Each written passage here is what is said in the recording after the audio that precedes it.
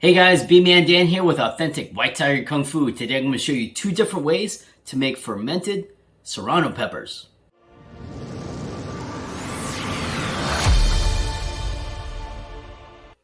So shout out to our friends at More Than Apples. They take really good care of me and I know they'll take good care of you. But 10 pounds of serrano peppers is what they hooked us up with. And check out their link below. Essentially what they do is they go rescue food that's going to get wasted and make sure that it gets redistributed to people who need it. So support them, and in turn, they're going to hook you up with a buttload of good food. So great question is, why is a Kung Fu dude talking to you about fermented foods? Because it's our jam. It's exactly what we do. Health and wellness and fitness, that's all part of the same package. So that's why we grow our own foods. I have a robust garden, fruit trees, we have our own meat rabbits, chickens, and tilapia, and we learn about fermented foods. I have kefir back there, yogurt, fermented blueberries that's coming out, and then the banana chips. All that stuff is just part of what we learn to make sure that we have all the tools we need to nourish our body and our soul. The fermentation process itself is really straightforward, and the ingredients you need is very minimal. So the things that you absolutely need to know is that make sure you have everything you use equipment-wise is clean, disinfected, sterilized as you can, and wash the veggies off.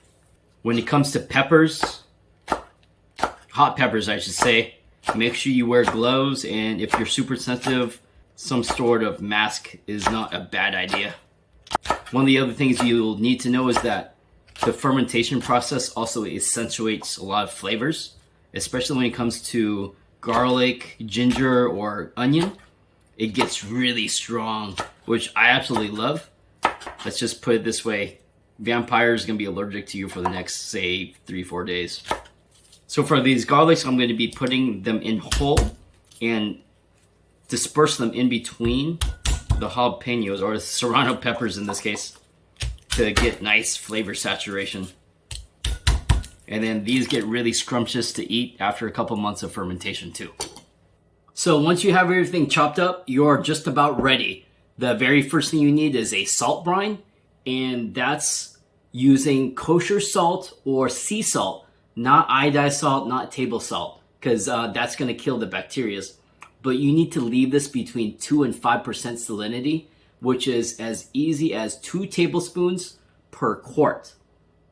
Or you can use celery. But essentially, if you have it over 5%, it's going to nuke all the bacteria there, good or bad. If you have it under 2%, you're giving the bad guys a chance to propagate, and that's where the batch molds and it just ruins the whole thing. The second thing you need is a starter culture of some sort. Basically, it's something to inoculate these with to get the lacto-fermentation going. And you can use whey from yogurts. Kombucha is fine, and other fermented foods that you've done or a friend has done, you can use that to propagate your own batch. So for the serrano pepper slices with the garlic, I already put in about 4 tablespoons worth of starter culture. You can do more. A cup won't actually hurt.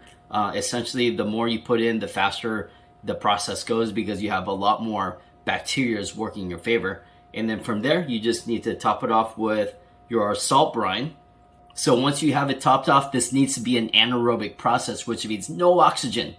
And that's as simple as investing in these little weights, these glass ones that sit on top, just pushes everything down. Super handy. Otherwise, I'm just going to use this measuring cup.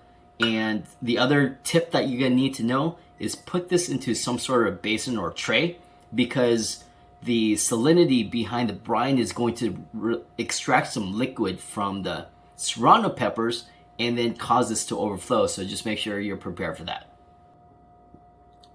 So here we have the serrano pepper and garlic chopped up, minced up. You can puree it as well. If you puree it, you'll actually get a quicker ferment because you have more surface area, everything's already broken down, and you'll get a fermentation within a couple days.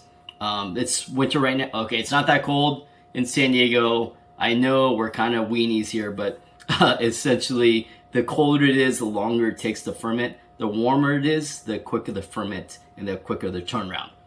So personally, I like things a little bit on the chunky side. I'm not going to puree this fully.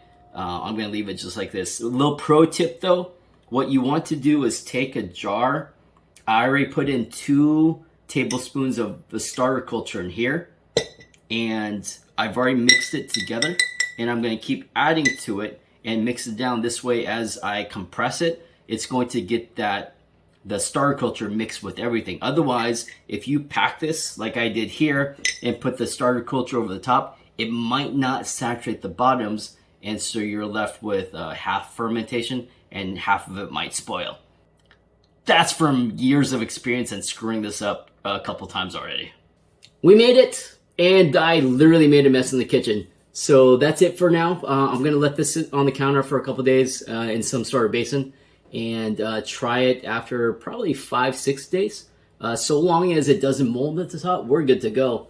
And once you kind of get to a desired level of fermentation, then put it inside the fridge to slow down the fermentation a bit, or actually significantly, but it's going to keep maturing over time. And the neatest part about garlic and chili peppers is the chili kind of tapers off a little bit as far as heat goes, and then the garlic flavor comes out, and that's when it gets really fun. So try it. If you have any questions, let us know. Otherwise, like, comment, subscribe, you know the drill, and we'll see you on the next video.